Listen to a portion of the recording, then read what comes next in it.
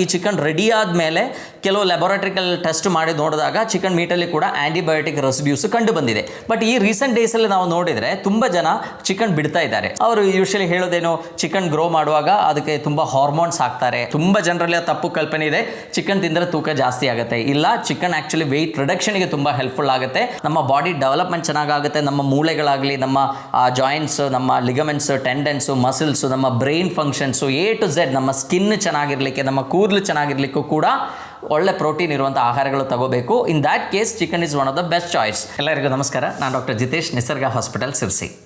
ನಾನ್ vegetarian food ತಗೊಳ್ಳೋರ one of the main most favourite ಆಗಿರುವಂಥ item ಯಾವುದು ಅಂತ ಕೇಳಿದರೆ ಚಿಕನ್. ಸೊ ಯಾಕೆಂದರೆ ಚಿಕನ್ ನಮಗೆ ಗೊತ್ತು, ಬಾಕಿ ಇರೋ ಮೀಟ್ಗಳಿಗೆ ಕಂಪೇರ್ ಮಾಡಿದರೆ ಕಂಪ್ಯಾರಿಟಿವ್ಲಿ ಚೀಪರ್ ರೇಟಲ್ಲಿ ನಮಗೆ ಸಿಗುತ್ತೆ.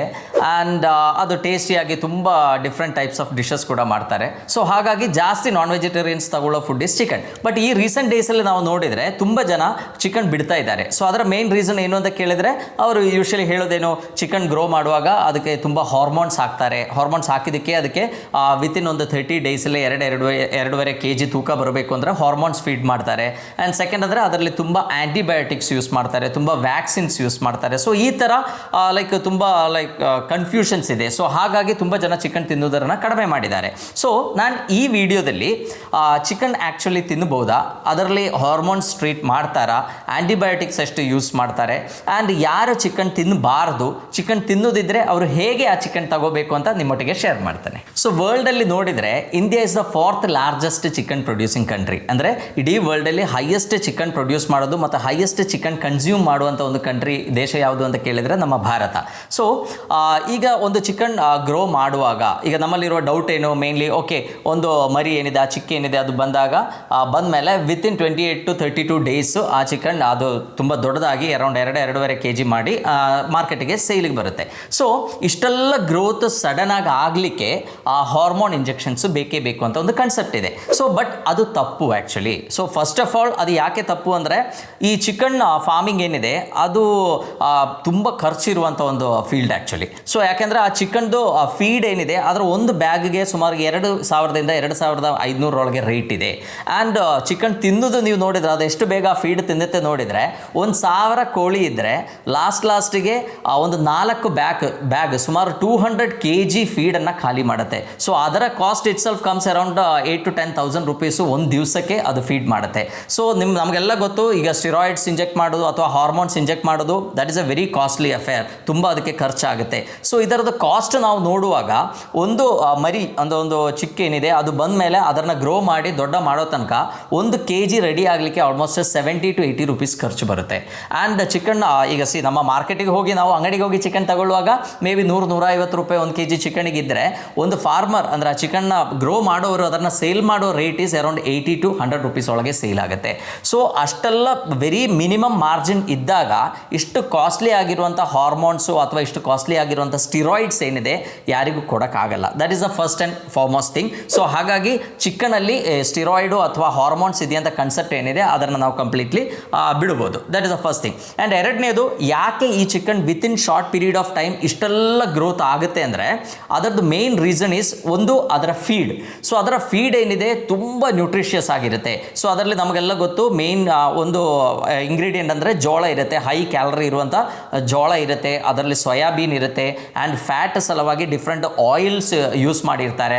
ಆ್ಯಂಡ್ ಅದು ಬಿಟ್ಟು ತುಂಬ ನ್ಯೂಟ್ರಿಯೆಂಟ್ಸ್ ಇರುತ್ತೆ, ವಿಟಮಿನ್ ಡಿ ಹಾಕಿರ್ತಾರೆ, ಕ್ಯಾಲ್ಶಿಯಂ ಹಾಕಿರ್ತಾರೆ, ನಿಯಾಸಿನ್ ಹಾಕಿರ್ತಾರೆ, ಎಲ್ಲ ವಿಟಮಿನ್ಸು, ಎಲ್ಲ B complex and A to Z ಈ ಥರ ಇರುವ ವಿಟಮಿನ್ B12 ಆಗಲಿ ಎಲ್ಲ ವಿಟಮಿನ್ಸು ಹೈ ಸಪ್ಲೈ ಕೊಟ್ಟಿರ್ತಾರೆ. ಆ್ಯಂಡ್ ಹೈ ಕ್ಯಾಲರಿ ಇದೆ, and high vitamins, high protein ಇರುವಂಥ ಸೋಯಾಬೀನೆಲ್ಲ ತುಂಬ ಇರುವಂಥ ಫೀಡೇ ಹಾಕ್ತಾರೆ. ಸೊ ಹಾಗಾಗಿ ಏನಾಗುತ್ತೆ, ಈ ಚಿಕನಿಗೆ ಸಫಿಷಿಯೆಂಟ್ ಆಗಿ ತುಂಬ ಕ್ಯಾಲರೀಸ್ ಸಿಕ್ಬಿಡುತ್ತೆ. ಆ್ಯಂಡ್ ನೀವು ನೋಡಿ, 1 kg ಈಗ ನಾವು ಚಿಕನ್ ಗ್ರೋ ಮಾಡುವಾಗ ಅದ್ರ ಹೆಂಗೆ ಮಾಡ್ತಾರೆ, ಒಂದು ಸಣ್ಣ ರೂಮ್ ಇದ್ರೆ 1,000 ಚಿಕನ್ ಅದರಲ್ಲಿ ತುಂಬಿರ್ತಾರೆ, 1,000 ಬರ್ಡ್ಸ್ ಇರುತ್ತೆ. ಸೊ ಆ ಬರ್ಡ್ಸ್ ಇದ್ದಾಗ ಏನಾಗುತ್ತೆ, ಅದಕ್ಕೆ ಮೂವ್ಮೆಂಟ್ ತುಂಬ ರೆಸ್ಟ್ರಿಕ್ಟೆಡ್ ಇರುತ್ತೆ, ಎಲ್ಲೂ ತಿರುಗಬೇಕು ಅಂತಿಲ್ಲ, ಫೀಡ್ಗೆ ಹುಡ್ಕೊಂಡು ಹೋಗಬೇಕು ಅಂತಿಲ್ಲ, ಎಲ್ಲ ಕಡೆ ಫೀಡ್ ಇಟ್ಟಿರ್ತಾರೆ. ಸೊ ಇವರಿಗೆ ಕೆಲಸ ಏನು, ಇಡೀ ದಿವಸ ತಿಂತಾ ಇರೋದು and there is no movement. So ಹಾಗಾಗಿ ಬರ್ಡ್ದು ವೆಯ್ಟ್ ಏನಿದೆ ಅದು ತುಂಬ ಬೇಗ ಜಾಸ್ತಿ ಆಗ್ತಾ ಬರ್ತದೆ.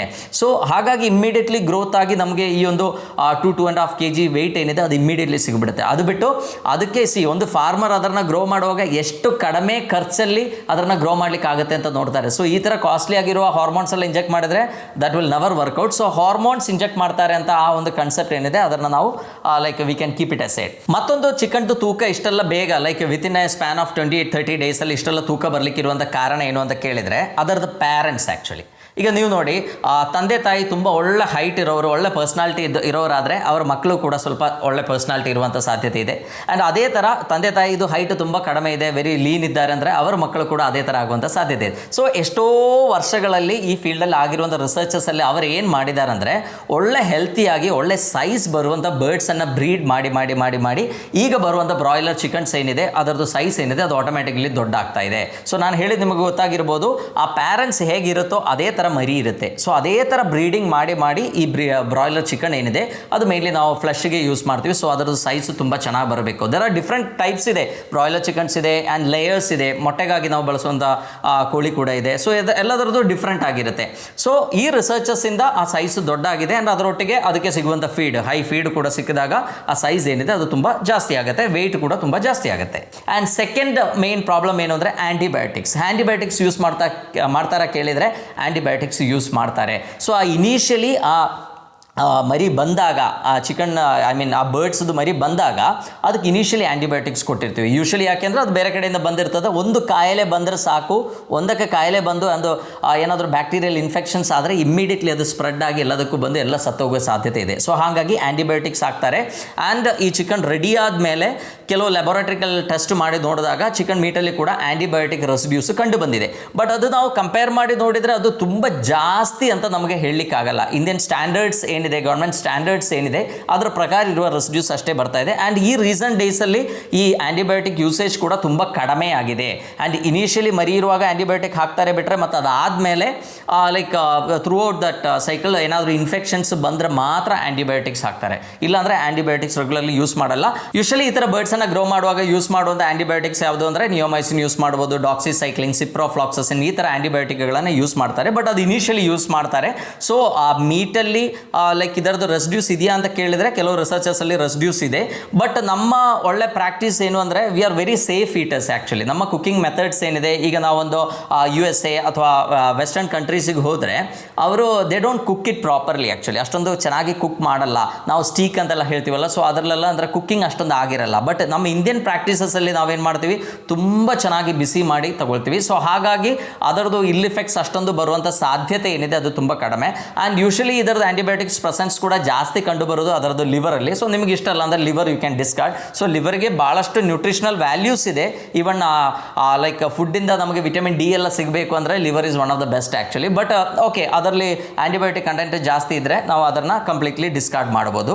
ಸೊ ಮೇನ್ಲಿ ಈ ಗ್ರೋತ್ ಬರಲಿಕ್ಕಿರುವಂಥ ರೀಸನ್ ಏನು ಅಂತ ಕೇಳಿದರೆ ಅದಕ್ಕೆ ಕೊಡುವಂಥ ಫೀಡ್, ಅದರಲ್ಲಿ ಇರುವಂಥ ನ್ಯೂಟ್ರಿಯೆಂಟ್ಸು, ಅದರಲ್ಲಿ ಎಷ್ಟೊಂದು ಜಾಸ್ತಿ ನ್ಯೂಟ್ರಿಯೆಂಟ್ಸ್ ಇರುತ್ತೆ, ಕೋಳಿನ್ ಇರುತ್ತೆ, ಎಲ್ಲ ಅಮಿನೋ ಆ್ಯಸಿಡ್ಸ್ ಇರುತ್ತೆ, ಎಲ್ಲ ಫ್ಯಾಟಿ ಆ್ಯಸಿಡ್ಸ್ ಇರುತ್ತೆ, ಎಲ್ಲ ವೈಟಮಿನ್ಸ್ ಇರುತ್ತೆ, ತುಂಬ ಮಿನರಲ್ಸ್ ಇರುತ್ತೆ. ಸೊ ಇದೆಲ್ಲ ಹಾಕಿ ಈ ಕೋಳಿಗೆ ಎಲ್ಲೂ ತಿರುಗಾಡಲಿಕ್ಕೆ ಜಾಗ ಕೊಡದೇ ಇದ್ದಿದ್ದಕ್ಕೆ ಈಗ ನಾವೇ ಇಡೀ ದಿವಸ ತಿಂದ್ಕೊಂಡು ಲೈಕ್ ಹೊತ್ಕೊಂಡು ಮಲಗಿದ್ರೆ ಏನಾಗುತ್ತೆ, ನಮ್ಮ ಬಾಡಿ ವೆಯ್ಟ್ ಜಾಸ್ತಿ ಆಗುತ್ತೆ. ಸೊ ಅದೇ ಥರ ಇದರದ್ದು ಬಾಡಿ ವೆಯ್ಟ್ ಜಾಸ್ತಿ ಆಗಲಿಕ್ಕೆ ಮೇನ್ಲಿ ಅದಕ್ಕೆ ಮೂವ್ಮೆಂಟ್ ರೆಸ್ಟ್ರಿಕ್ಷನ್ ಇರುತ್ತೆ. ಅದಕ್ಕೆ ಇಷ್ಟೆಲ್ಲ ಡೆನ್ಸ್ ಆಗಿ ಕೋಳಿನ ಬೆಳೀತಾರೆ. ಇದೇ ಫೀಡ್ ಕೊಟ್ಟು ನೀವು ಹೊರಗಡೆ ಫೀಲ್ಡಲ್ಲಿ ನೀವು ಬೆಳೆಸಿ ನೋಡಿ, ಅದು ಏನಾಗುತ್ತೆ, ಅಷ್ಟೊಂದು ವೆಯ್ಟ್ ಗೇನ್ ಬರಲ್ಲ. ಬಿಕಾಸ್ ಅದು ತಿರುಗಾಡ್ತಾ ಇರ್ತದೆ, ಓಡ್ತಾ ಇರ್ತದೆ, ಇಡೀ ದಿವಸ ಆ್ಯಕ್ಟಿವ್ ಆಗಿರುತ್ತೆ. ಸೊ ಆ ಎನರ್ಜಿ ಏನಿದೆ ಅದರದ್ದು ಆ್ಯಕ್ಟಿವಿಟೀಸಿಗೆ ಖರ್ಚಾಗುತ್ತೆ. ಇಲ್ಲಿ ಎನರ್ಜಿ ಏನು ಖರ್ಚಾಗಲ್ಲ. ಸೊ ಹಾಗಾಗಿ ಬರ್ಡ್ ವೆಯ್ಟ್ ಏನಿದೆ ಅದು ಸಡನ್ಲಿ ಜಾಸ್ತಿ ಆಗುತ್ತೆ. ಇನ್ನು ನಾವು ಕೋಳಿಗೆ ಯೂಶಲಿ ಈಗ ಫಾರ್ಮರ್ಸ್ ಕೋಳಿ ಕೊಡೋದೇನು ಅಂದರೆ ವ್ಯಾಕ್ಸಿನ್ಸ್ ಹಾಕ್ತಾರೆ ಟು ಪ್ರಿವೆಂಟ್, ಎಷ್ಟೋ ಡಿಸೀಸಸ್ ಪ್ರಿವೆಂಟ್ ಮಾಡಲಿಕ್ಕೆ ವ್ಯಾಕ್ಸಿನ್ಸ್ ಹಾಕ್ತಾರೆ. ಬಟ್ ಅದು ಬಿಟ್ಟು ಹಾರ್ಮೋನ್ ಟ್ರೀಟ್ಮೆಂಟ್ ಆಗಲಿ ಆ್ಯಂಡ್ ಈ ಆ್ಯಂಟಿಬಯೋಟಿಕ್ಸ್ ಕೂಡ ತುಂಬ ಜಾಸ್ತಿನೇ ಹಾಕಲ್ಲ. ನಾವು ಈಗ ಆ ಥರ ನೋಡಿದರೆ ಲೈಕ್ ನಮ್ಮ ಹಾಲು ನಾವು ತಗೊಳ್ಳುವಂಥ ಡೈಲಿ ಮಾರ್ಕೆಟಲ್ಲಿ ತಗೊಳ್ಳುವಂಥ ಹಾಲೇನಿದೆ ಅದರಲ್ಲಿ ಹಾರ್ಮೋನ್ ಪ್ರೆಸೆನ್ಸ್ ಸ್ವಲ್ಪ ಜಾಸ್ತಿ ಇರುತ್ತೆ, ಅದರಲ್ಲಿ ಆ್ಯಂಟಿಬಯೋಟಿಕ್ಸ್ ಪ್ರೆಸೆನ್ಸ್ ಕೂಡ ಜಾಸ್ತಿ ಇರುತ್ತೆ. ಬಿಕಾಸ್ ಎಷ್ಟೋ ಸಲ ವೆಟನರಿ ಡಾಕ್ಟರ್ಸ್ ಬಂದಾಗ ಈಗ ಕೆಚ್ಚಲು ಬಾವು ಅಂತೆಲ್ಲ ಹೇಳ್ತೀವಿ. ಸೊ ಆ ಥರ ಕಾಯಿಲೆಗಳಿದ್ದಾಗ ಎಷ್ಟೋ ಆ್ಯಂಟಿಬಯೋಟಿಕ್ಸ್ ಇಂಜೆಕ್ಟ್ ಮಾಡ್ತಾರೆ. ಸೊ ಅದರ ಪ್ರೆಸೆನ್ಸ್ ಎಲ್ಲ ಕಡೆ ಇರ್ಬೋದು. ಬಟ್ ಅದರಿಂದ ಒಂದು ತುಂಬ ಅಡ್ವರ್ಸ್ ಎಫೆಕ್ಟ್ ಅಂತ ಎಲ್ಲೂ ಅಷ್ಟೊಂದು ನೋಟ್ ಆಗಿಲ್ಲ. ಬಟ್ ಕೆಲವು ಸ್ಟಡೀಸ್ ಏನು ಹೇಳುತ್ತೆ, ಇಟ್ ಕ್ಯಾನ್ ಕಾಸ್ ಲೈಕ್ ನಮ್ಮ ಆ್ಯಂಟಿಬಯೋಟಿಕ್ ರೆಸಿಸ್ಟೆನ್ಸ್ ಬರುವಂಥ ಸಾಧ್ಯತೆ ಇದೆ ಅಂತ ಹೇಳ್ತಾರೆ. ಬಟ್ ಅದರ ಬಗ್ಗೆ ಒಂದು ಕರೆಕ್ಟಾಗಿರುವಂಥ ಸ್ಟಡಿ ಅಂತೂ ನನಗೆಲ್ಲೂ ಕಾಣಲಿಲ್ಲ.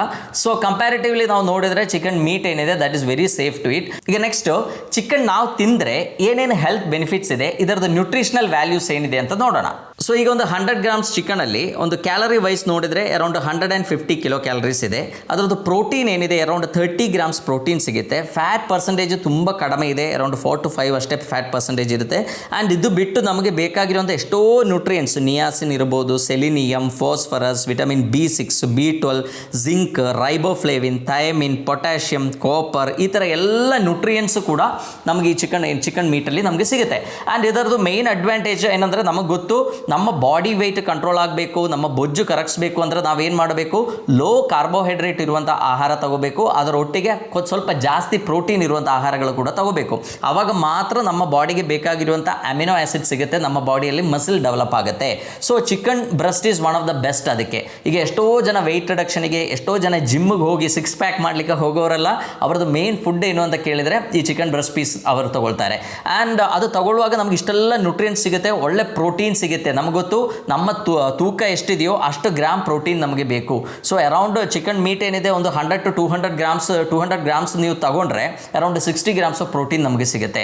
ಸೊ ಇದು ಎಷ್ಟು ತಿನ್ನಬೇಕು, that is also one of the main important thing. ಯಾಕೆಂದರೆ ಚಿಕನ್ ತಿನ್ನಬೇಕು ಅಂತ ಹೇಳಿದ ಕೂಡಲೇ ಸಿಕ್ಕಾಪಟ್ಟೆ 1 kg ಚಿಕನ್, 1.5 kg ಚಿಕನ್ ತಗೊಳ್ಳೋರಿದ್ದಾರೆ. That is not good practice. ಎಲ್ಲದೂ ಮಿತವಾಗಿರಬೇಕು. ನಾವು ಬರೀ ಚಿಕನ್ ತಗೊಂಡ್ರೆ ಎಲ್ಲದೂ ಒಳ್ಳೇದು ಅಂತ ಅಲ್ಲ ನಾ ಹೇಳ್ತಾ ಇರೋದು. I am not supporting chicken ಅಷ್ಟೇ ತಿನ್ನಬೇಕು ಅಂತ ಅಲ್ಲ ನಾ ಹೇಳ್ತಾ ಇರೋದು. ನಮ್ಮ ಬೆಸ್ಟ್ ಫುಡ್, ಬೆಸ್ಟ್ ಆ್ಯಂಟಿ ಇನ್ಫ್ಲಮೇಟರಿ ಆಗಿರುವಂಥ ಆಹಾರ ಯಾವುದು ಅಂತ ಕೇಳಿದರೆ ನಮಗೆಲ್ಲ ಗೊತ್ತು, ತರಕಾರಿ ಮತ್ತು fruits are the best actually. But ಅದರ ಒಟ್ಟಿಗೆ ನಮಗೇನು ಹೈ ಕ್ವಾಂಟಿಟಿಯಲ್ಲಿ ಪ್ರೋಟೀನ್ ಬೇಕು. So chicken is not a bad option. ನಾವು ಚಿಕನ್ ತಗೋಬೋದು. ಆಫ್ಕೋರ್ಸ್ ಚಿಕನ್ ಡೈಜೆಸ್ಟ್ ಆದಾಗ ಆಗುವಂಥ ಮೆಟಬಾಲಿಕ್ ಎಂಡ್ ಪ್ರಾಡಕ್ಟ್ಸ್ ಏನಿದೆ ಅದು ಮೇ ಬಿ ಒಂದು ವೆಜಿಟಬಲ್ ಡೈಜೆಸ್ಟ್ ಆಗಿ ಆಗುವಂಥ ಮೆಟಬಾಲಿಕ್ ಎಂಡ್ ಪ್ರಾಡಕ್ಟ್ಸ್ ಇದ್ದ ಎಷ್ಟೋ ಹಜಾರ್ಡಸ್ ಇರ್ಬೋದು. ಬಟ್ ಅದು ಎಕ್ಸ್ಕ್ರೀಟ್ ಮಾಡಲಿಕ್ಕೆ ನಮ್ಮ ಆರ್ಗನ್ಸ್ ಎಲ್ಲ ಚೆನ್ನಾಗಿದೆ, ನಮ್ಮ ಕಿಡ್ನಿ ಫಂಕ್ಷನ್ಸ್ ಎಲ್ಲ ಚೆನ್ನಾಗಿದೆ ಅಂತ ಆದರೆ ನಮಗೇನು ಅದರಿಂದ ಪ್ರಾಬ್ಲಮ್ ಆಗಲ್ಲ. But good source of protein, ನಾವು ಒಳ್ಳೆ ಪ್ರೋಟೀನ್ ತಗೊಂಡ್ರೆ ಮಾತ್ರ ನಮ್ಮ ಬಾಡಿ ಡೆವಲಪ್ಮೆಂಟ್ ಚೆನ್ನಾಗಾಗುತ್ತೆ. ನಮ್ಮ ಮೂಳೆಗಳಾಗಲಿ, ನಮ್ಮ ಜಾಯಿಂಟ್ಸ್, ನಮ್ಮ ಲಿಗಮೆಂಟ್ಸ್, ಟೆಂಡನ್ಸು, ಮಸಿಲ್ಸು, ನಮ್ಮ brain functions, A to Z, ನಮ್ಮ ಸ್ಕಿನ್ ಚೆನ್ನಾಗಿರಲಿಕ್ಕೆ, ನಮ್ಮ ಕೂದಲು ಚೆನ್ನಾಗಿರಲಿಕ್ಕೂ ಕೂಡ ಒಳ್ಳೆ ಪ್ರೋಟೀನ್ ಇರುವಂಥ ಆಹಾರಗಳು ತಗೋಬೇಕು. In that case chicken is one of the best choice. And ಅದರಲ್ಲಿ ಮತ್ತೊಂದು, ಇದು ರೆಡ್ ಮೀಟ್ ಅಲ್ಲ. ಸೊ ಹಾಗಾಗಿ ಸಡನ್ ಆಗಿ ನಿಮ್ಮ ಯೂರಿಕ್ ಆ್ಯಸಿಡ್ ಲೆವೆಲ್ ಏನು ಜಾಸ್ತಿ ಆಗಲಿಕ್ಕೆ ಇದೊಂದು ಕಾರಣ ಕೂಡ ಆಗಲ್ಲ. ಸೊ ಚಿಕನ್ದು ನ್ಯೂಟ್ರಿಟಿವ್ ವ್ಯಾಲ್ಯೂ ನೋಡಿದರೆ that is one of the best. So regularly ನೀವು ಚಿಕನ್ ತಗೊಳ್ಳೋದು, ಅಥವಾ ಚಿಕನ್ ಡೈಲಿ ತಗೋಬೇಕು ಅಂತಲೂ ನಾನು ಹೇಳಲ್ಲ. ಮೇ ಬಿ ಚಿಕನ್ ತಗೋಬೋದು, ಮೊಟ್ಟೆ ತಗೋಬೋದು, ಮೀನು ತಗೋಬೋದು, once in a while mutton ತಗೋಬೋದು. ಯಾಕಂದರೆ mutton is red meat. So ನಿಮ್ಮ ಯೂರಿಕ್ ಆ್ಯಸಿಡ್ ಲೆವೆಲ್ ಎಲ್ಲ ಜಾಸ್ತಿ ಆಗುವಂಥ ಸಾಧ್ಯತೆ ಇದೆ. ಸೊ ಚಿಕನನ್ನು ರೆಗ್ಯುಲರ್ಲಿ ಮಾಡರೇಟ್ ಕ್ವಾಂಟಿಟಿಯಲ್ಲಿ ತಗೊಂಡ್ರೆ ಹೆಲ್ತ್ ಬೆನಿಫಿಟ್ಸ್ ಏನಿದೆ ಅದು ನಮಗೆ ತುಂಬ ಇದೆ. ಆ್ಯಂಡ್ ನಾವು ಅರ್ಥ ಮಾಡಬೇಕಾಗಿದ್ದು ಮತ್ತೊಂದು ಮೇನ್ ಇಂಪಾರ್ಟೆಂಟ್ ಥಿಂಗ್ ಏನಂದರೆ, ಯಾವುದೇ ಮೀಟ್ ತಗೊಂಡ್ರೂ ಕೂಡ ಅದರಲ್ಲಿ ಫೈಬರ್ ಇಲ್ಲ, ನಾರಿನಂಶ ಇಲ್ಲ. ಸೊ ನಮ್ಮ GI ಟ್ರ್ಯಾಕ್ಟ್, ನಮ್ಮ ಜೀರ್ಣಾಂಗ ವ್ಯೂಹ ಚೆನ್ನಾಗಿರಬೇಕು, ಅಲ್ಲಿರೋ ಫಂಕ್ಷನ್ಸ್ ಸರಿಯಾಗಿ ಆಗಬೇಕು ಅಂದರೆ ನಾವು ನಾರಿನಂಶ ಚೆನ್ನಾಗಿ ತಗೋಬೇಕು. ಸೊ ಹಾಗಾಗಿ ಯಾವಾಗಲೂ ಚಿಕನ್ ತಗೊಳ್ಳುವಾಗ ಅದರೊಟ್ಟಿಗೆ ತುಂಬ ಚೆನ್ನಾಗಿ ನಾರಿನಂಶ ಇರುವಂಥ ತರಕಾರಿಗಳನ್ನು ಜಾಸ್ತಿ ಬಳಸಬೇಕು. ಬರೀ ಚಿಕನ್ ಅಷ್ಟೇ ತಿನ್ನೋದಲ್ಲ. ಎಷ್ಟೋ ನಾವು ನೋಡ್ತೀವಿ, ಲೈಕ್ ಪ್ರಾಸೆಸ್ಡ್ ಆಗಿರುವಂಥ ಮೀಟನ್ನು ನಾವು ತುಂಬ ಯೂಸ್ ಮಾಡ್ತೀವಿ. ಪ್ರಾಸೆಸ್ಡ್ ಮೀಟ್ ಅಂದರೆ ಅದರಲ್ಲಿ ಹೈ ಸಾಲ್ಟ್ ಕಂಟೆಂಟ್ ಇರುತ್ತೆ. ನಮ್ಮ BP ಎಲ್ಲ ಜಾಸ್ತಿ ಆಗಲಿಕ್ಕೆ, ನಮ್ಮ ಬಾಡಿಯಲ್ಲಿ ವಾಟರ್ ರಿಟೆನ್ಷನ್ ಆಗಲಿಕ್ಕೆಲ್ಲ ಅದೊಂದು ಮೇನ್ ಕಾರಣ ಆಗುತ್ತೆ. ನಾನು ಚಿಕನ್ ತಿನ್ನಿ ಅಂತ ಹೇಳಿದ ಕೂಡಲೇ ಚಿಕನ್ ಬರ್ಗರ್ ತಿನ್ನಬೇಕು ಅಂತಲ್ಲ ಅರ್ಥ. ಸೊ ಚಿಕನ್ ತಿನ್ನೋದಕ್ಕೂ ಕೂಡ ಒಂದು ಲೈಕ್ ದರ್ ಇಸ್ ಒಂದು ಕುಕಿಂಗ್ ಮೆಥಡ್ಸ್ ಇದೆ. ಆ ಥರ ನಾವು ಚಿಕನ್ ಮಾಡಿ ತಗೊಂಡ್ರೆ ಅದು ತುಂಬ ಹೆಲ್ತ್ ಬೆನಿಫಿಟ್ಸ್ ಇರುತ್ತೆ. ವೆಯ್ಟ್ ಕಡಿಮೆ ಮಾಡಲಿಕ್ಕೆ ಅದು ತುಂಬ ಹೆಲ್ಪ್ ಆಗುತ್ತೆ. ತುಂಬ ಜನರಲ್ಲಿ ತಪ್ಪು ಕಲ್ಪನೆ ಇದೆ, ಚಿಕನ್ ತಿಂದರೆ ತೂಕ ಜಾಸ್ತಿ ಆಗುತ್ತೆ. ಇಲ್ಲ, ಚಿಕನ್ ಆ್ಯಕ್ಚುಲಿ ವೆಯ್ಟ್ ರಿಡಕ್ಷನ್ಗೆ ತುಂಬ ಹೆಲ್ಪ್ಫುಲ್ ಆಗುತ್ತೆ. ಅದರಲ್ಲಿರುವಂಥ carbohydrate content low and fat ಕೂಡ ತುಂಬ ಕಡಿಮೆ ಇದೆ. ಆ್ಯಂಡ್ ಪ್ರೋಟೀನ್ ಕಂಟೆಂಟ್ ಜಾಸ್ತಿ ಇರೋದರಿಂದ ನಮ್ಮ BMR ಕೂಡ ಜಾಸ್ತಿ ಆಗುತ್ತೆ. ನಮ್ಮ ವೆಯ್ಟ್ ರಿಡಕ್ಷನ್ಗೆ that is one of the best food ಅಂತ ನಾವು ಹೇಳ್ಬೋದು. ಆ್ಯಂಡ್ ನಾವು ಹೇಳಿರುವಂಥ ಎಲ್ಲ ನ್ಯೂಟ್ರಿಯೆಂಟ್ಸು ಸಫಿಷಿಯೆಂಟ್ ಕ್ವಾಂಟಿಟಿಯಲ್ಲಿ ಚಿಕನಲ್ಲಿ ಸಿಗುತ್ತೆ. ಬಟ್ ಚಿಕನ್ ತಗೊಳ್ಳುವಾಗ ಅದರೊಟ್ಟಿಗೆ ತುಂಬ ಜಾಸ್ತಿ ತರಕಾರಿಗಳನ್ನು ಸೇವಿಸಬೇಕು. ಎಷ್ಟೋ ಜನರಿಗೆ ಈ ಪೈಲ್ಸ್ ಪ್ರಾಬ್ಲಮಲ್ಲಿ ಇರೋರಿಗೆ ಚಿಕನ್ ತಿಂದರೆ ಈ ಪೈಲ್ಸ್ ಜಾಸ್ತಿ ಆಗಿಬಿಡುತ್ತೆ. ಸೊ ತರಕಾರಿ ಜಾಸ್ತಿ ತಿಂದರೆ ಏನಾಗುತ್ತೆ, ನಮ್ಮ ಮಲ ಗಟ್ಟಿ ಆಗೋದಿಲ್ಲ, ಈಸಿಯಾಗಿ ನಮ್ಮ ಮಲ ಹೋಗುತ್ತೆ. ಸೊ ಹಾಗಾಗಿ ಕಾನ್ಸ್ಟಿಪೇಷನ್ ಬರೋದು ಕೂಡ ತಡೆಗಟ್ಟಲಿಕ್ಕೆ ಆಗುತ್ತೆ. ಈಗ ಚಿಕನ್ನ ಹೇಗೆ ಕನ್ಸ್ಯೂಮ್ ಮಾಡಬೇಕು? ಸೊ ಚಿಕನ್ ಕನ್ಸ್ಯೂಮ್ ಮಾಡುವಾಗ ನಾವು ನೋಡಬೇಕಾಗಿರೋ ಒಂದು ವಿಷಯ ಏನಂದರೆ, ಡೀಪ್ ಫ್ರೈ ಮಾಡೋದನ್ನು ಅವಾಯ್ಡ್ ಮಾಡಬೇಕು. ನಾವೆಲ್ಲ ಯೂಶ್ವಲಿ ಏನು ಮಾಡ್ತೀವಿ, ಒಂದು ದೊಡ್ಡ ಪ್ಯಾನ್ಲಿಂದ ಫುಲ್ಲು ಎಣ್ಣೆ ತುಂಬಿ ಅದಕ್ಕೆ ಡೀಪ್ ಫ್ರೈ ಮಾಡಿಬಿಡ್ತೀವಿ. ಸೊ ಈ ಡೀಪ್ ಫ್ರೈ ಮಾಡುವಾಗ ಏನಾಗುತ್ತೆ, ಒಂದು ಅದರಲ್ಲಿ ಕ್ಯಾಲರಿ ತುಂಬ ಜಾಸ್ತಿ ಆಗುತ್ತೆ. ಆ್ಯಂಡ್ ಡೀಪ್ ಫ್ರೈ ಮಾಡುವಾಗ ಅದರಲ್ಲಿ ನಮ್ಗೆ ಗೊತ್ತು ಗ್ಲೈಕೇಟೆಡ್ ಎಂಡ್ ಪ್ರಾಡಕ್ಟ್ಸ್ ಪ್ರೊಡಕ್ಷನ್ ಆಗುತ್ತೆ. ಅದು ನಮ್ಮ ಬಾಡಿಗೂ ಕೂಡ ಅಷ್ಟೊಂದು ಒಳ್ಳೆಯದಲ್ಲ, ನಮ್ಮ ದೇಹಕ್ಕೂ ಕೂಡ ಹಾನಿಕಾರಕ. ಸೊ ಹಾಗಾಗಿ ನಾವೇನು ಮಾಡಬೇಕು, ಆದಷ್ಟು ಗ್ರಿಲ್ಡ್ ಚಿಕನ್ ನೀವು ತಗೋಬೋದು, ಏನೂ ತೊಂದರೆ ಇಲ್ಲ. ಗ್ರಿಲ್ಡ್ ಚಿಕನ್ ತಗೊಳ್ಳಿ, ಅದರೊಟ್ಟಿಗೆ ತುಂಬ ಚೆನ್ನಾಗಿ ತರಕಾರಿಯನ್ನು ಸೇವಿಸಿ. ಇಲ್ಲ ಬೇಕ್ಡ್ ಚಿಕನ್, ಓಕೆ, ಅದು ಕೂಡ ತಗೋಬೋದು. ಆ ಬೇಕ್ಡ್ ಚಿಕನನ್ನು ಒಂದು ಮೇನ್ ಮೀಲಾಗಿ ನೀವು ಬೇಕಾದ್ರೆ ತಗೋಬೋದು. ಈಗ ಒಂದು ಹೊತ್ತಿನ ಫುಡ್ಡು ಬಿಟ್ಟು ಚಿಕನ್ ಅಷ್ಟೇ ತಗೋಬೋದು with lot of salads. Weight ರಿಡಕ್ಷನಿಗೆ one of the best medicine ಅದು. ಸೊ ಅದಲ್ಲ ಅಂತಾದರೆ ನಿಮ್ಮ ಪ್ಯಾನಲ್ಲಿ ವೆರಿ ಮಿನಿಮಮ್ ಆಯಿಲ್ ಹಾಕಿ, ಹೆಲ್ತಿ ಹಾಕಿರುವಂಥ ಆಯಿಲ್, ಕಾಕೋನಟ್ ಆಯಿಲ್ ಇರ್ಬೋದು, ಒಲಿವ್ ಆಯಿಲ್ ಇರ್ಬೋದು, ಯಾವುದಾದ್ರೂ ಒಂದು ಒಳ್ಳೆ ಎಣ್ಣೆ ಉಪಯೋಗಿಸಿ ನಾವು ಕುಕ್ ಮಾಡೋದ್ರಿಂದ ಏನು ಮಾಡ್ಬೋದು, ಆ ಚಿಕನನ್ನು ಕನ್ಸ್ಯೂಮ್ ಮಾಡಲಿಕ್ಕೆ ಆಗುತ್ತೆ. ಆ್ಯಂಡ್ ಡೀಪ್ ಫ್ರೈ ಮಾಡೋದ್ರಿಂದ ನಾವು ಆದಷ್ಟು ಅವಾಯ್ಡ್ ಮಾಡಬೇಕು. ಡೀಪ್ ಫ್ರೈ ಮಾಡಿದಾಗ ನಿಮಗೆ ಗೊತ್ತು ಅದರಲ್ಲಿ ಫ್ಯಾಟ್ ಕಂಟೆಂಟ್ ತುಂಬ ಜಾಸ್ತಿ ಆಗುತ್ತೆ, ಕ್ಯಾಲರಿ ವೈಸ್ ಕೂಡ ತುಂಬ ಜಾಸ್ತಿ ಆಗುತ್ತೆ, ಆ್ಯಂಡ್ ನಮ್ಮ ಹೆಲ್ತ್ಗೂ ಕೂಡ ಅಷ್ಟು ಒಳ್ಳೆಯದಲ್ಲ. ಆ್ಯಂಡ್ ನಾವು ಮಾರ್ಕೆಟಲ್ಲಿ ಎಷ್ಟೋ ಸಲ ಹೋಟೆಲ್ಸಿಗೆಲ್ಲ ಹೋಗಿ ತಿನ್ನುವಂಥ ಫುಡ್ ಏನಿದೆ ಅದು ಡೀಪ್ ಫ್ರೈ ಮಾಡಿರ್ತಾರೆ, ಆ್ಯಂಡ್ ಆ ಸೇಮ್ ಎಣ್ಣೆ ಕೂಡ ತುಂಬ ಸಲ ಯೂಸ್ ಮಾಡಿರ್ತಾರೆ. ಸೊ ಹಾಗಾಗಿ ಆ ಚಿಕನ್ದು ಒಳ್ಳೆ ಎಫೆಕ್ಟ್ಸ್ ಏನಿದೆ ಅದೆಲ್ಲ ಕಡಿಮೆ ಆಗಿಬಿಡುತ್ತೆ. And that becomes more carcinogenic. ನಮಗೆ ಗೊತ್ತು ಆಯಿಲ್ ರಿಪೀಟೆಡ್ಲಿ ಹೀಟ್ ಮಾಡಿದರೆ ಅದು ನಮ್ಮ ಬಾಡಿಗೆ ತುಂಬ ದುಷ್ಪರಿಣಾಮಗಳಿಗೆ ಕಾರಣ ಆಗ್ಬೋದು. ಸೊ ಹಾಗಾಗಿ ನಾವೇನು ಮಾಡಬೇಕು, ಆದಷ್ಟು ನಮ್ಮ ಮನೆಯಲ್ಲೇ ಕುಕಿಂಗ್ ಮಾಡಲಿಕ್ಕೆ ಟ್ರೈ ಮಾಡಬೇಕು. ಓಕೆ, ನಿಮಗೆ ನ್ಯಾಚುರಲಿ ಒಳ್ಳೆ ಆರ್ಗ್ಯಾನಿಕ್ ಆಗಿ ಗ್ರೋ ಮಾಡಿರುವಂಥ ಲೈಕ್ ಬರ್ಡ್ಸ್ ಸಿಗುತ್ತೆ ಅಂತ ಆದರೆ ತುಂಬ ಒಳ್ಳೆಯದು, ಅದೇ ಚಿಕನ್ನ ನೀವು ಯೂಸ್ ಮಾಡ್ಬೋದು. ಬಟ್ ಈ ನಮಗೆ ಅದೆಲ್ಲ ಸಿಗಲ್ಲ. ಈಗ ಎಲ್ಲ ಕಡೆ ಹೋದ್ರೆ, ಅಂಗಡಿಗಳಿಗೆ ಹೋದರೆ ಎಲ್ಲ ಬ್ರಾಯ್ಲರ್ ಚಿಕನ್ ಎಲ್ಲಾದರೂ ದೊಡ್ಡ ಫಾರ್ಮ್ಸಿಂದ ಬಂದಿರುತ್ತೆ. ಸೊ ಅದರಲ್ಲಿ ಈ ಡ್ರಾಬ್ಯಾಕ್ ಅಂತೂ ಇದೆ. ನಾನು ಈಗ ಹೇಳಿರೋದು ಆ್ಯಂಟಿಬಯೋಟಿಕ್ದು ಡ್ರಾಬ್ಯಾಕ್ ಇದೆ, ಆ್ಯಂಟಿಬಯೋಟಿಕ್ ಪರ್ಸೆಂಟೇಜ್ ಅದರಲ್ಲಿ ಇರುತ್ತೆ. ಬಟ್ ಅಷ್ಟೊಂದು ಅದು ಬಾಡಿಗೆ ಹಾನಿಕಾರಕ ಅಂತ ನಮಗೆ ಹೇಳಲಿಕ್ಕಾಗಲ್ಲ. ಬಟ್ ಯಾವುದಾದ್ರೂ ಕೂಡ ತುಂಬ ಜಾಸ್ತಿ ತಗೊಂಡ್ರೆ okay, of course it can cause harm to our body. ಅದು ಯಾವುದೇ ಆದರೂ ಈಗ ನಾವು ವೆಜಿಟಬಲ್ಸ್ ನಾವು ಹೇಳ್ತೀವಿ, ವೆಜಿಟಬಲ್ಸ್ ಎಲ್ಲ ಎಷ್ಟೊಂದು ಪೆಸ್ಟಿಸೈಡ್ಸ್ ಯೂಸ್ ಮಾಡಿರ್ತಾರೆ. ಫ್ರೂಟ್ಸ್ ನಾವು ಹೇಳ್ತೀವಿ, ಎಷ್ಟೋ ಸಲ ಫ್ರೂಟ್ಸ್ಗೆ ವ್ಯಾಕ್ಸ್ ಕೋಟಿಂಗ್ ಮಾಡಿರ್ತಾರೆ. ಆ್ಯಪಲ್ ನೋಡಿದ್ರೆ ವ್ಯಾಕ್ಸ್ ಕೋಟಿಂಗ್ ಮಾಡಿರ್ತಾರೆ. ಎಷ್ಟೋ ಗ್ರೇಪ್ಸು ಫುಲ್ಲು ಇದರಲ್ಲಿ ಡಿಪ್ ಮಾಡಿರ್ತಾರೆ, ಎಷ್ಟೋ ಸಲ ಪೆಸ್ಟಿಸೈಡ್ಸಲ್ಲಿ ಡಿಪ್ ಮಾಡಿರ್ತಾರೆ. ಸೊ ನಾವು ಆ ಥರ ನೋಡಿದರೆ ನಮಗೆ ಈ ವರ್ಲ್ಡಲ್ಲಿ ಬದುಕಲಿಕ್ಕೆ ಸಾಧ್ಯ ಇಲ್ಲ. ಸೊ ಬಟ್ ಎಲ್ಲದರಲ್ಲೂ ಇರುತ್ತೆ. But the method of cooking is very important. ನಾವು ಫ್ರೂಟ್ಸು ವೆಜಿಟಬಲ್ಸ್ ಆದರೆ ಚೆನ್ನಾಗಿ ಕ್ಲೀನಾಗಿ ತೊಳೆದು ಅದನ್ನು ಯೂಸ್ ಮಾಡಬೇಕು. ನಮಗೆ ಆರ್ಗ್ಯಾನಿಕ್ ಆಗಿ ನಮ್ಮ ಮನೆಯಲ್ಲೇ ಬೆಳೀಲಿಕ್ಕೆ ಆಗುತ್ತೆ ಅಂತ ಆದರೆ ದಿ ಬೆಸ್ಟು. ಸೊ ಅದೇ ಥರನೇ ಚಿಕನ್ ಕೂಡ ನಾವು ಆದಷ್ಟು ನಮ್ಮ ಮನೆಯಲ್ಲಿ ಸುತ್ತಮುತ್ತಲು ಎಲ್ಲರೂ ನಮ್ಮ ಕೋಳಿ ಇದ್ದರೆ ಅಲ್ಲಿಂದ ಒಳ್ಳೆ ರಿಲಯಬಲ್ ಸೋರ್ಸಸ್ಸಿಂದ ತಂದು ಕುಕ್ ಮಾಡಿದರೆ ದಟ್ ಕ್ಯಾನ್ ಬಿ ತುಂಬ ಹೆಲ್ಪ್ಫುಲ್ ಆಗ್ಬೋದು. ಬಟ್ ಮಾರ್ಕೆಟೆಡ್ ಚಿಕನಲ್ಲಿ ಈ ಥರ ಲೈಕ್ ಹಾರ್ಮೋನ್ಸ್ ಇದೆ ಅಂತ ಒಂದು ನ್ಯೂಸ್ ಇದೆ. But that is not correct. Because ನಾನು ಎಷ್ಟೋ ಸಲ ನೋಡಿದ್ದೇನೆ. ನಾನು ಈ ವಿಡಿಯೋ ಮಾಡುವಾಗ ಕೂಡ ಎಷ್ಟೋ ಪೌಲ್ಟ್ರಿ ಫಾರ್ಮ್ಸ್ ವಿಸಿಟ್ ಮಾಡಿ ಅದರದ್ದು ಫೀಡು ಎಲ್ಲ ನೋಡಿಕೊಂಡೇ ನಿಮಗೆ ಹೇಳ್ತಾ ಇದ್ದೇನೆ. So this news can be believable. ಇನ್ನು ಯಾರು ಚಿಕನ್ ತಿನ್ನಬಾರ್ದು, ಈಗ ಯಾರಿಗಾದರೂ ತುಂಬ ಈ CKD ಪ್ರಾಬ್ಲಮ್ಸ್, ತುಂಬ ಲೈಕ್ ಕ್ರಿಯಾಟಿನ್ ಲೆವೆಲ್ಸ್ ತುಂಬ ಜಾಸ್ತಿ ಇದೆ, ಅಥವಾ ಏನಾದರೂ ಲಿವರ್ ಫಂಕ್ಷನ್ಸಲ್ಲಿ ಪ್ರಾಬ್ಲಮ್ ಇದೆ, ಆ್ಯಂಡ್ ಯಾವುದಾದ್ರೂ ಫುಡ್ ಅಲರ್ಜೀಸ್ ಇದೆ, ಏನಾದರೂ ಸಿವಿಯರ್ GI ಟ್ರ್ಯಾಕ್ಟ್ ಪ್ರಾಬ್ಲಮ್ ಇರೋರು, ಈ ಥರ ಕಾಯಿಲೆಗಳಿರೋರಾದರೆ ಅವರ ಡಾಕ್ಟರ್ಸ್ ಪ್ರಿಸ್ಕ್ರಿಪ್ಷನ್ ಮೇಲೆ ಅಷ್ಟೇ ತಗೋಬೇಕು. ಡಾಕ್ಟರ್ಸ್ ಹತ್ರ ಕೇಳಿ ತಗೋಬೇಕು. ಯಾಕಂದರೆ ನಮಗೆ ಗೊತ್ತು, ನಾವೀಗ ಚಿಕನ್ ಎಲ್ಲ ಜಾಸ್ತಿ ತಿನ್ನುವಾಗ ಏನಾಗುತ್ತೆ, ಅದು ಮೀಟು, ಅದರಲ್ಲಿ ಪ್ರೋಟೀನ್ ಇರುತ್ತೆ, ಅದು ಡೈಜೆಸ್ಟ್ ಆದಾಗ ನಮ್ಮ ಕ್ರಿಯಾಟಿನ್ ಲೆವೆಲ್ಸ್ ಏನಿದೆ ಅದು ಜಾಸ್ತಿ ಆಗುವಂಥ ಸಾಧ್ಯತೆ ಇದೆ. ಅದೇ ಥರ ಬೇರೆ ಸೈಡ್ ಎಫೆಕ್ಟ್ಸ್ ಬರುವಂಥ ಸಾಧ್ಯತೆ. ಸೊ ಯಾರ್ದು ಹೆಲ್ತ್ ಚೆನ್ನಾಗಿದೆಯೋ, ಯಾರಿಗೆ ಬೇರೆ ಏನೋ ಹೆಲ್ತ್ ಇಶ್ಯೂಸ್ ಇಲ್ವೋ ಅವರೆಲ್ಲ ಚಿಕನ್ ತಿನ್ಬೋದು ಸೇಫಾಗಿ. ಒಳ್ಳೆ ರೀತಿಯಲ್ಲಿ ಕುಕ್ ಮಾಡಿ ತಗೊಂಡ್ರೆ ಚಿಕನ್ ತಗೊಳ್ಳೋದ್ರಿಂದ ಏನೂ ಅಪಾಯ ಇಲ್ಲ ಅಂತ ಹೇಳ್ತಾ ಎಲ್ಲರಿಗೂ ಧನ್ಯವಾದ.